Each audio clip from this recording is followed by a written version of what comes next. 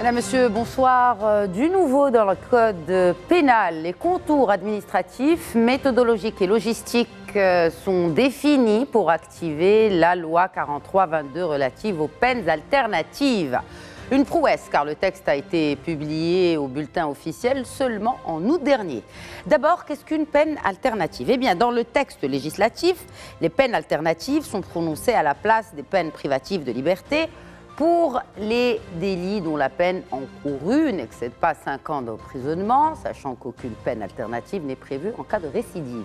Sur la forme, cela se traduit par un travail d'utilité publique, le fameux bracelet électronique ou encore la restriction de certains droits, tout comme l'imposition de mesures de contrôle ou de réhabilitation et d'amendes pécuniaires. Pourquoi les peines alternatives? Eh bien, pour le ministre de la Justice, je le cite, ce sont des solutions qui permettent de renflouer les caisses de l'État d'un côté, mais aussi de faire comprendre aux détenus la valeur de l'acte commis. Fin de citation de Abdelatif Wahbi. En attendant la révision complète du code pénal et celui de la procédure pénale, les peines alternatives représentent une nouveauté, une modernisation d'une partie aussi infime soit-elle d'un code pénal sexagénaire. Reste à savoir comment les parties prenantes vont résoudre le casse-tête chinois des ressources matérielles et humaines déjà insuffisantes. Débat sur les peines alternatives donc ce soir avec tout d'abord mon invité qui représente le ministère de la Justice, Malak Rougui. Bonsoir et bienvenue à vous sur ce plateau. Bonsoir, merci pour l'invitation. Merci à vous de l'accepter. Vous êtes magistrat détaché au ministère de la Justice à la direction des affaires pénales, des grâces et de l'observation du crime. Encore une fois, marhaba bik. Merci beaucoup. Nous avons également avec nous Maître Mustafa Sahimi, avocat au barreau de Casablanca. Bonsoir. Bonsoir. Maître Sahimi, pardon. Alors tout d'abord le contexte. Le chef du gouvernement a présidé mercredi dernier à Rabat une réunion en présence du ministre donc, de la Justice, du délégué général à l'administration pénitentiaire et à la réinsertion, ainsi que le directeur général de la Caisse de dépôt et de gestion, la CDG, avec à l'ordre du jour donc les mécanismes d'activation de cette fameuse loi 43-22. Alors, je vais commencer par Malak Rougui. Quels sont les mécanismes qui ont été discutés, les mécanismes en question et quelle répartition des tâches entre les différents départements présents à cette réunion? Alors, merci beaucoup. Alors, effectivement, une réunion s'est tenue dernièrement, le 20 de ce mois. Elle était présidée par le chef du gouvernement. Il a connu la participation de différents départements, dont le ministre de la Justice, la délégation à l'administration pénitentiaire et à la réinsertion, le directeur du budget du ministère des Finances, le directeur général de la CDG et d'autres intervenants. Alors effectivement, pour discuter, donc toute la discussion, elle était axée sur les besoins en termes de gestion, d'administration et de financement de cette mise en œuvre de ce grand chantier qui est pour le moins qu'on puisse dire ambitieux et qui vise à limiter donc les effets négatifs de la privation des peines privatives de liberté de courte durée et de remédier aux problèmes qui inquiètent aujourd'hui, qui est, on en parlera plus tard, je pense, la surpopulation carcérale. Donc, lors de cette réunion, il a été convenu de la vision et de la méthodologie de travail pour amène de mener et de permettre la mise en œuvre adéquate de ces dispositions. Alors, cela se fera notamment à travers la formation d'un comité de pilotage et de plusieurs autres commissions thématiques qui se pencheront sur l'étude des problématiques techniques et pratiques liées à cette application, bien sûr, de cette loi, mais également pour travailler justement sur les décrets d'application, parce qu'on le sait, la loi, elle a été déjà promulguée, mais n'est pas encore entrée en vigueur parce qu'elle reste tributaire de la promulgation de décrets d'application. D'accord ? Donc le premier, il concerne la gestion et le contrôle qui vont être opérés par la délégation des établissements pénitentiaires. Et la seconde concernera le bracelet électronique, comme c'est un instrument tout nouveau au Maroc, donc on aura besoin d'une loi organique qui va nous définir les moyens de gestion, etc. et tous les détails y afférents. Très bien. Mustafa Sahimi, un grand chantier ambitieux, pour reprendre les termes de Malak Rougui, et un chantier qui n'est pas des moindres et qui fait quand même exception dans la région MENA et quelques autres exceptions en Afrique, sur notre continent. Parlez-nous davantage de cette loi sur les peines alternatives et ce qu'on doit retenir finalement de cette loi. Peut-être deux observations de départ, si vous le permettez. Bien sûr. La première, c'est que c'est une réforme partielle. Nous n'avons pas sur la table une réforme pénale globale, et il faut le relever. Donc c'est un département, c'est un gouvernement qui n'a pas osé prendre en charge la problématique d'une réforme globale de la politique pénale, et il a procédé, si vous voulez, à la découpe. Ce que j'appelle la découpe, c'est les peines alternatives, c'est le code de procédure civile. On va voir pour le code de procédure pénale, on va voir le code pénal. C'est déjà une méthodologie problématique parce que est-ce que ça permet... Pourquoi ne pas attaquer chaque dossier? Parce que quand même, les peines alternatives, c'est un dossier très gros. Oui, mais en soi. Je vous l'accorde volontiers, mais c'est la problématique posée depuis des années, c'est la réforme pénale, dans toutes ses composantes. Oui. Alors, comment peut-on commencer par un secteur, puis un autre secteur, etc. Ça tient à quoi? Je vais vous le dire. Ça tient au fait que c'est plus facile de commencer par le code de procédure civile, parce que ce sont des mesures techniques qui ne portent pas conséquence fondamentalement. C'est également aisé de s'atteler à la réforme des peines alternatives, parce que c'est une avancée, il faut dire, ça s'inscrit dans la modernisation de notre système judiciaire. C'est plus difficile de s'attaquer à un certain nombre de dispositions du code pénal qui doivent être toilettées, revues, qui intéressent des problèmes de société. Le code de procédure pénale, c'est les droits des justiciables, les procès équitables, etc. Et puis le code pénal, qu'est-ce qui bloque? C'est un certain nombre d'arbitrages qu'il faut faire pour ce qui est des valeurs de la société, notamment ceci, les relations sexuelles hors mariage, l'avortement. Et je vous signale que le précédent gouvernement s'était heurté à cette difficulté. Ce gouvernement aussi, dans son discours officiel, il dit oui, c'est en l'étude, etc. Mais je note que 3 ans après, nous n'avons que des réformes partielles dans des secteurs. Maintenant, pour ce qui est de cette réforme, elle est intéressante, c'est une avancée. Je dois le dire, elle est intéressante parce qu'elle institue... C'est une exception, je me répète peut-être, c'est une exception dans le monde arabe, et avec quelques autres exceptions sur le continent africain. Il faut le dire, le Maroc se démarque quand même. Tout à fait, c'est une avancée. C'est pour ça que j'insiste là-dessus, c'est une avancée. Il n'y a pas de peine alternative au Maghreb, il n'y en a pas dans le monde arabe, En Afrique, je n'ai pas connaissance qu'il y ait des peines alternatives. Il me semble que dans certains pays... et donc c'est bien un ancrage à une modernité, de la législation pénale et du rapport de la société avec la sanction pénale. C'est pour ça que c'est un acquis qu'il faut saluer. Oui. Pour autant, il y a des éléments qui restent. Maintenant, qu'est-ce qu'elle apporte, cette réforme? Pourquoi elle a été décidée? Elle a été décidée, c'était d'abord une revendication, il faut le dire, des mouvements associatifs au Maroc, qui depuis des années ont posé ce problème-là de peine alternative. Donc il y a un militantisme, une sensibilisation des mouvements associatifs qui sont dans ce secteur-là. Il y a un autre élément invoqué sans cesse par l'administration pénitentiaire depuis des années qui tire la sonnette d'alarme sur la surpopulation carcérale. Nous avons aujourd'hui plus de 102 000 détenus. Chiffre de décembre de 2023, dont un bon tiers de récidivistes, avec une capacité d'accueil de 70 000 places. Voilà le problème. Est-ce qu'elle prévient de la récidive, cette peine alternative? Comment? Est-ce qu'elle prévient oui, c'est-à-dire qu'elle saute, le régime de la peine alternative saute si le détenu qui bénéficie de la peine alternative commet un acte délictueux. Et donc, il est tenu à l'accomplissement de la totalité de la peine. Deuxième élément, donc, désengorger. Alors, il y a déjà des procédures de désengorgement de la population carcérale.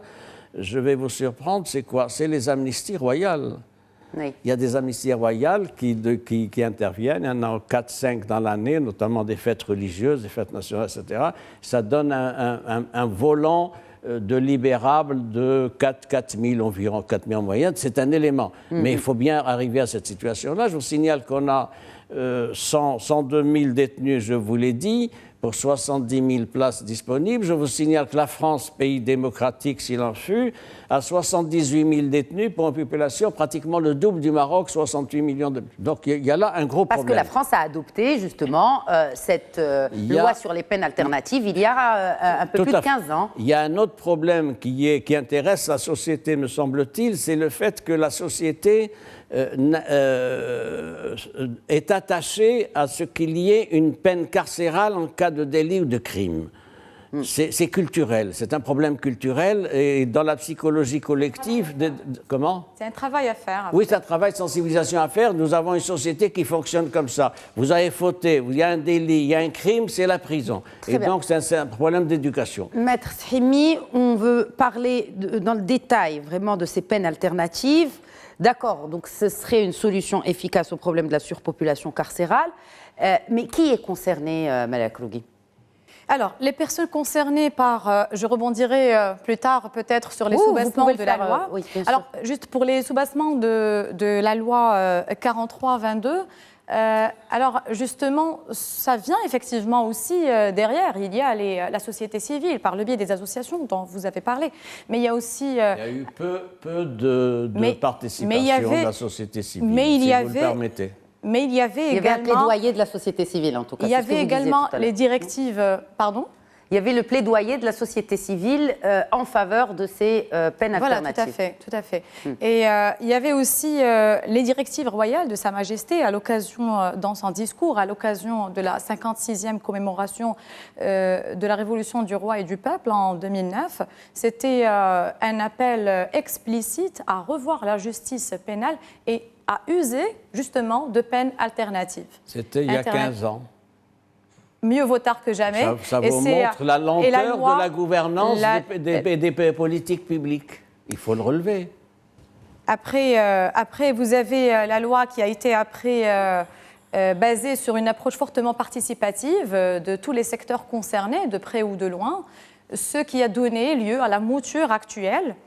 Autrement, sinon pour les personnes concernées par cette mouture, qu'est-ce qui a été changé déjà dans la mouture? Après, on parle des personnes. Est-ce qu'il y a des éléments comme par exemple cette amende journalière qui a fait objet de qui a été retirée et par la suite elle a été réintégrée à l'étape du Parlement. Elle a été réintégrée, mais j'y reviendrai plus tard. Très bien. Donc pour les personnes concernées déjà, nous parlons des auteurs des infractions de moins de 5 ans. D'accord ? Donc, ce sont les infractions passibles d'infractions de peine d'emprisonnement de 5 ans, c'est-à-dire de courte durée. Et on le sait, c'est ici un moyen très, très intéressant pour désengorger les prisons parce que nous avons 45%, voire plus, près de la moitié de la population carcérale qui constitue des auteurs de la délinquance, la petite délinquance, comme on l'appelle. Ce sont des délits mineurs qui ne sont punis que de 5 ans au moins. Donc, généralement, en appliquant la loi, on va avoir des prisons forcément plus désengorgées. Et la loi, bien sûr, elle exclut les délits liés à certains crimes graves qui sont exhaustivement énumérés. Donc, les mineurs de plus de 15 ans, ils sont concernés par la loi, sous certaines conditions, c'est bien verrouillé par la loi, qui vise bien sûr la protection de ces mineurs. Nous avons les personnes non récidivistes, parce que la récidive... c'est une croix rouge, c'est une note éliminatoire dans la loi. Alors, les personnes condamnées avant l'entrée en vigueur de la loi peuvent désormais aussi faire l'objet de peines alternatives. Bien sûr, à leur demande qu'ils adressent au juge de l'application des peines. Et là, c'est une sorte de petite solution qui a été pensée pour faire profiter ces personnes sans pour autant tomber dans l'enfreinte du principe de la non-rétroactivité de la loi. Quelles sont ces peines, justement, qui sont prévues par la loi? Alors, les peines qui sont prévues par la loi, justement, nous avons des peines alternatives qui sont le travail d'intérêt général. D'accord ? Nous avons la surveillance électronique à l'aide du bracelet électronique. Nous avons l'imposition de mesures éducatives ou thérapeutiques ou la restriction de certains droits. Et enfin, l'amende journalière. Très bien. Donc, c'est pour renflouer aussi parce qu'on n'en a pas parlé tout à l'heure. C'est pour renflouer aussi les caisses de l'État. Je peux pas. Cite le ministre de la Justice. Je peux pas cautionner cette déclaration du ministre de la Justice qui dit que cette réforme pénale est faite pour qu'il y ait des amendes journalières pour renflouer les caisses de l'État. C'est irrecevable à mes yeux. C'est une politique qui n'est pas faite pour faire rentrer de l'argent, une politique qui est faite pour remodeler notre politique pénale en fonction d'un enjeu et de société, une vision de société. Cela dit, sur quand même l'approche, ce texte n'a pas fait l'objet d'une grande participation. Il a été préparé par le département de tutelle, en l'occurrence le ministère de la Justice. Il y a eu une seule consultation du CNDH et les autres associations n'ont pas été impliquées dans le débat. C'était tout à fait regrettable, alors que nous avons des associations qui sont à la pointe de cette réforme, vous le savez, notamment l'OMDH, l'AMDH, d'autres observatoires des prisons, etc. Cela dit, je voudrais aussi ajouter qu'il y a des condamnés qui ne sont pas éligibles aux peines alternatives. Vous l'avez évoqué, je vais peut-être donner le détail. Ils n'ont pas droit, ils n'ont aucun droit ouvert à ce sujet. C'est les condamnés donc, pour atteinte à la sécurité de l'État, oui. Ensuite pour terrorisme, également traite des êtres humains, corruption, abus de pouvoir, dilapidation de l'argent public, crime militaire, trafic d'organes, exploitation sexuelle des mineurs et des personnes en situation de handicap. Donc c'est important. On a voulu donc baliser le périmètre des condamnés éligibles à ce régime des peines alternatives. Il y a un autre aspect qui est posé, peut-être, c'est le fait que, vous l'avez évoqué tout à l'heure dans votre présentation d'ailleurs, c'est le fait quels vont être les mécanismes qui vont traduire cette politique pénale avec la loi donc, de 2024. Eh bien, il y a de gros problèmes. Il y a de gros problèmes qui sont posés. Pourquoi? D'où la création de commissions, d'où la création aussi d'un comité de pilotage. Il faut espérer qu'il y ait davantage de célérité dans la mise en place d'un dispositif d'application de cette loi pénale. Alors vous parlez des décrets. Il est déjà fixé à 5 mois. Oui. Pour rester dans un respect strict, bien sûr, du délai heureux. qui est, je sais, j'ai relevé que c'était 5 mois, parce que sinon on allait connaître les travers de la gouvernance habituelle, c'est-à-dire une loi qui est suspendue, publiée au bulletin officiel, il n'y a pas de décret d'application. Et je peux vous donner des dizaines d'exemples de lois qui sont là où il n'y a pas de décret d'application. Alors c'est heureux qu'il y ait un agenda parce que c'est important et c'est d'ailleurs c'est une orientation royale sur ce plan-là qui a fixé des agendas. Comme il avait fixé un agenda pour la réforme du Code de la famille, il avait donné 6 mois, vous vous en souvenez. Aujourd'hui c'est 5 mois. Alors c'est important, c'est un travail lourd qui doit être fait, qui est compliqué. Pourquoi? Comment gérer les bracelets électroniques? Première question. Alors, c'est une première difficulté, et pour ça, il faut un dispositif. On parle des défis. Là, vous êtes passé sur les principaux défis liés à la mise en œuvre de cette loi, des peines alternatives. C'est technique et technologique. Technologique, financier aussi. J'y viens. D'où le besoin de la loi organique. Il faut un dispositif particulier. C'est quoi? Il faut un GPS. Oui. Il faut un système de géorepérage. GPS, pourquoi? Pour localiser celui qui a le bracelet qui a disparu dans la nature. Vous voyez pourquoi le GPS? Géorepérage. Il faut également des capteurs de mouvement. Il faut également une banque de données, cryptage et stockage des données. Oui, parce mais ça a marché ailleurs. Pourquoi vous doutez que ça marche au Maroc? Je ne doute pas. Oui, mais là, vous savez... Vous exprimez une certaine pas du tout. Prudence ou appréhension par rapport à la mise en œuvre, par rapport à l'opérationnalisation des peines alternatives. C'est une mauvaise lecture que vous faites, si vous le permettez. Il y a un délai de 5 mois. Corrigez-moi. C'est-à-dire, on verra à la fin mai... fin mai au plus tard, c'est 5 mois, l'état de ce dossier. Et le gouvernement donc, sera tenu pour responsable et comptable de la mise en place de ce dispositif. Donc, on parle toujours du bracelet électronique. Pour le dispositif. Donc, vous voyez que je lui fais crédit jusqu'à la fin mai. Et donc, je suis ni pessimiste ni optimiste. Il y a une feuille de route et tant mieux. Il y a aussi un autre aspect qui est un aspect financier, vous l'avez évoqué, ça coûte de l'argent. C'est-à-dire, ce dispositif coûte de l'argent, c'est des dizaines de millions de dirhams. Ils doivent être donc prévus dans la loi de finances 2025 et qui est en voie de finalisation. Il y a aussi un autre aspect, c'est la relation entre les acteurs qui interviennent et l'administration générale pénitentiaire et de ses insertions. Et ça, c'est très compliqué à gérer. Pourquoi? Parce que il y a plusieurs intervenants, vous savez, il faut le dire. Il y a le juge, il y a le juge qui a prononcé la peine. Ensuite, il y a un deuxième intervenant, le juge d'application des peines. Il y a ensuite l'administration pénitentiaire, etc. Tout ce monde-là. Et la CDG aussi. Et la CDG pour le financement. Pour le financement et aussi pour le dépôt des amendes qui ont été récoltées. Parce que c'est une caisse de dépôt et de gestion, comme son nom l'indique. On comprend quel sera son rôle. Malak Rougui, alors on a parlé des défis. Quels sont les autres défis qui ont été relevés par votre tutelle et comment allez-vous y faire face? D'accord. Alors, déjà pour rebondir juste sur une petite question, celle du fait de renflouer les caisses de l'État, je pense qu'il faut voir un peu la chose peut-être autrement, d'un autre angle, et se dire et voir les choses avec optimisme aussi d'un autre côté, c'est que le bracelet électronique ou les peines alternatives de liberté en général, les peines alternatives aux peines privatives de liberté, alors elles sont là justement pour réduire le coût à l'État. Parce qu'un prisonnier, une incarcération, ça coûte cher à l'État. Et on le sait. Et un bracelet, combien? Un bracelet 83 électronique. dirhams, un détenu coûte 83 dirhams à l'administration pénitentiaire. Un bracelet électronique, ça coûte moins cher à l'État. Parce que ceci va se faire, tout ce qui est bracelet électronique, les moyens de s'en servir, la gestion, etc., cela va se faire par un appel d'offres, un marché classique, avec une société, bien sûr, ce qui est économiquement intéressant pour l'État. Il y a aussi le travail, il y a aussi les peines alternatives. Qui sont rentables à l'État aussi. Sous forme de travail d'intérêt général, ce que vous disiez tout à l'heure.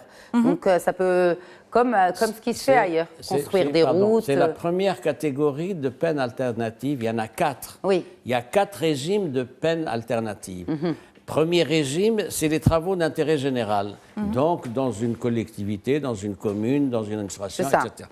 Deuxième type de peine alternative, c'est la surveillance électronique, dont on vient de parler. Troisième type, c'est la restriction de certains droits ou imposition de certaines mesures de contrôle. Et la quatrième mesure, c'est l'amende journalière. Donc, c'est un régime à la carte. Il y a quatre catégories de peines alternatives. Il ne faut pas se focaliser uniquement sur le bracelet électronique. Très bien. Malak Rougui, on est face aujourd'hui à une nouveauté. Comment les différentes institutions se préparent-elles à sa mise en œuvre? Alors, nous avons par exemple le rôle de la CDG. La CDG, donc, comment est-ce qu'elle est entrée en jeu? La loi sur les peines alternatives, elle a conféré à la délégation de l'administration pénitentiaire et à la réinsertion la mission de contrôle, d'accord, de l'application, de la supervision et de contrôle de l'application de ces peines alternatives. Et certaines peines, comme c'est le cas pour la gestion du bracelet électronique, vous en conviendrez, et il faut, bien sûr, ça requiert des attributions assez spécifiques. Donc ici, la loi a donné cette possibilité, elle a laissé à l'administration pénitentiaire cette latitude pour déléguer certaines de ses prérogatives à, bien sûr, dans ce cadre, toujours dans le cadre de la loi, à une institution tierce. Et c'est dans ce cadre que la CDG va entrer en jeu pour aider au financement de ce grand projet, avec la garantie d'une continuité dans le temps, dans l'application et la mise en œuvre de cette loi. Alors, notamment, vu l'aspect qui est grandement utilitaire de la loi 43-22, il faut le reconnaître, et bien sûr, eu égard aux attributions classiques de la CDG quant à son rôle utilitaire et ses objectifs vis-à-vis de la société dans tous les projets qu'elle entreprend. Donc, la prochaine étape, ce sont les décrets d'application, si j'ai bien compris. Décrets d'application qui devront normalement être dans les 5 mois, élaborés d'ici la fin mai 2025. Oui. J'ajoute, si vous le permettez, puisqu'il me reste une minute, bien, c'est que pourquoi j'insiste sur une approche globale de la politique pénale, il y a le problème qui est posé, entre autres, de la détention préventive. Savez-vous, sur les 102 000 détenus qu'il y a dans les prisons marocaines, il y en a 38% qui sont des détenus donc en détention préventive, c'est-à-dire qui n'ont pas été jugés. Et beaucoup sont des mineurs. Donc il faut s'atteler à ça, et c'est une manière de régler ces problèmes-là. J'espère qu'il y aura une dynamique maintenant. Le chantier du Code de la procédure pénale, il est en cours. Ça fait 3 ans. Et, c'est particulièrement dynamique cette année, vous le savez. Et aussi, le bracelet électronique va s'étendre à ces personnes en détention préventive selon les nouvelles dispositions qui vont voir le jour au sein du Code de procédure pénale. Avec cette réserve que le bracelet électronique n'est prévu que pour les personnes condamnées, pas pour les personnes sous le régime de la détention préventive, puisqu'elles sont présumées innocentes jusqu'au procès. Un mot de la fin, Malak Rougui. Alors, les peines alternatives à l'emprisonnement ou aux peines privatives de liberté de courte durée doivent progresser dans le vécu et l'opinion des uns et des autres, parce qu'on doit comprendre en fait que ce sont de vraies sanctions, même s'il y a une souplesse, mais ce sont des vraies sanctions qui incluent une contrainte de l'individu, mais tout en exprimant cette volonté de ne pas l'exclure et de le laisser dans la communauté.